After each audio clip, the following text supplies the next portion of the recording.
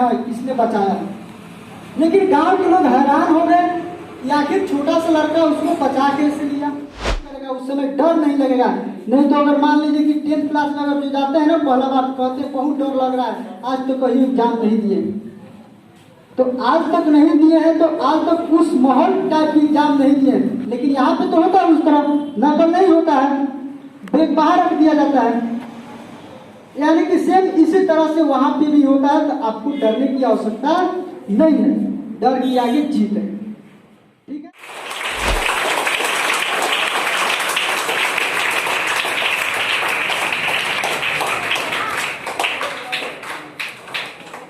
Good morning to all of you. देखिए, आप लोगों को पता होगा कि कल से एग्जाम है ना, पता? और एग्जाम क्यों होता है थोड़ा सा जान लीजिए। एग्जाम का मतलब ये नहीं कि सिर्फ आप पास हो गए तो आपके अंदर टैलेंट है, आपका अच्छा नंबर आ जाए, फर्स्ट डिवीजन आ गए, टॉपर आ गए तो आप टैलेंट है। बल्कि आपको हर एक क्षेत्र में, हर एक फील्ड में कुछ ना कुछ नॉलेज होना चाहिए। और दैनिक जीवन से तो रिलेटेड हमेशा अधिक से अधिक नॉलेज होना चाहिए। क्योंकि अपने लाइफ में टॉप कीजिए तो उसी को सबसे बड़ा एग्जाम माना जाएगा कि अपने सबसे बड़ा एग्जाम पास कर लिया। ठीक है। बहुत लोग कहते हैं कि एग्जाम से डर लगता है, एग्जाम से डर लगता है। तो डर कब लगता है? जब आप पहले सोच लेते हैं कि ये हमको नहीं आएगा, वो नहीं आएगा, कैसा क्वेश्चन आएगा, कैसा नहीं आएगा।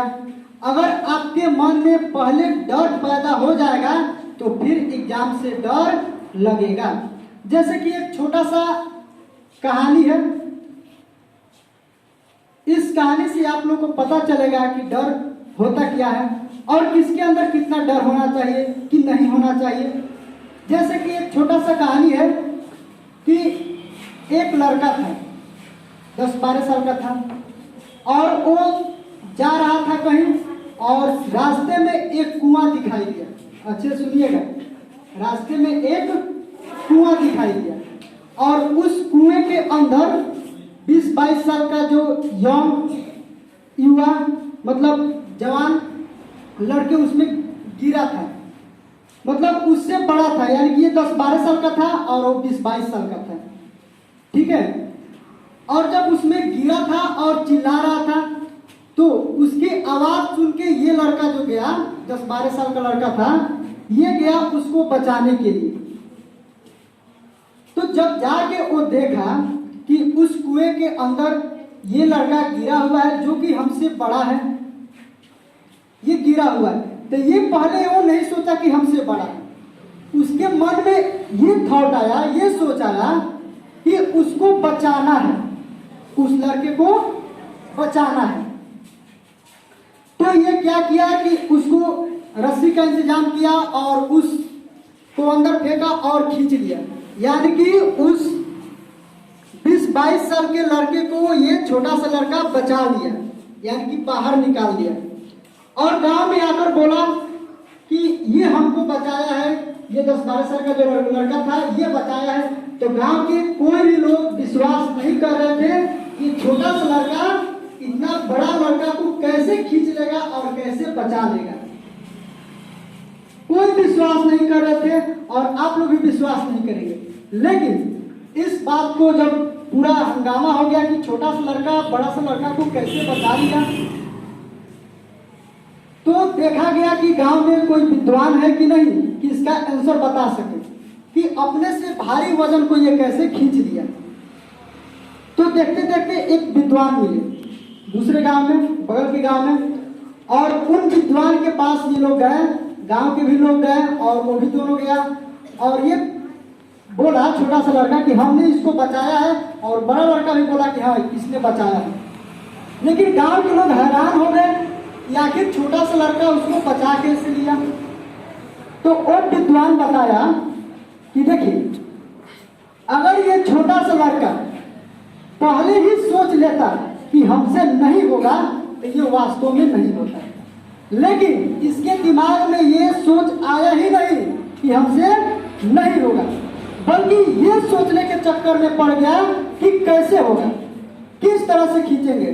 सेम उसी तरह से अगर एग्जाम देते समय आप बैठते हैं तो ये कभी नहीं सोचिएगा कि ये हमसे नहीं बनेगा, बल्कि ये आपको सोचना है कि कैसे बनेगा। अगर आपके मन में पहले से ही डर अगर पैदा हो जाता है तो ये हमेशा के लिए एग्जाम के समय तक डर रहेगा ही। और जैसे कि होता है नकल करने की आदत, तो ये आदत तो बिल्कुल गलत है, क्योंकि अभी कोई बोर्ड का एग्जाम नहीं हो रहा है कि आपको पास होना है, नहीं तो फेल हो जाएंगे तो एक साल पीछे हो जाएंगे। ठीक है, आपका नंबर कम भी आएगा ना तभी आप पास हो सकते हैं, लेकिन अपने से पूरा कोशिश कीजिएगा कि नकल ना हो। यानी कि जो भी हम लिखे, जो भी बनाए क्वेश्चन आंसर, जो भी यानी कि अपने मन से बनाए, ताकि आपको भी पता चलेगा कि हाँ हमको कितना पता है। नहीं तो मान लीजिए कि दूसरे से देख के अगर बना लेते हैं, एक दूसरे से नकल कर लेते हैं, तो फिर अपने अंदर के टैलेंट को, अपने अंदर की खूबी को सही से नहीं पहचान सकते हैं। कैसे आपको पता चलेगा कि इतना पानी में हम हैं? जब अपना खुद के दम पे बनाएंगे तब ना आपको पता चलेगा। और खुद एनालिसिस कीजिए, खुद उसका विश्लेषण कीजिए कि हाँ हमको इतना आता है, इतना नहीं आता है, ये क्वेश्चन नहीं आता है मैथ का, ये साइंस का नहीं आता है, तब जाके आपका असलियत पता चलेगा। और इसलिए एग्जाम होता है, ये नहीं कि बस आप पास हो गए एग्जाम हो गया। बहुत से लड़के करते हैं कि ये छोटा मोटा एग्जाम क्या है, इस एग्जाम का कोई वैल्यू नहीं है।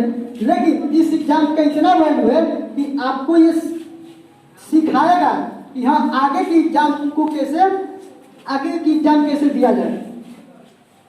यही एग्जाम आगे की एग्जाम में बैठने के लिए आपको प्रेरित करेगा, उस समय डर नहीं लगेगा।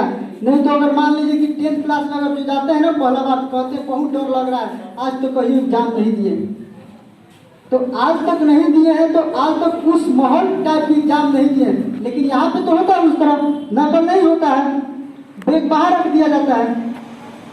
यानी कि सेम इसी तरह से वहां पे भी होता है, तो आपको डरने की आवश्यकता नहीं है, डर की आगे जीत है।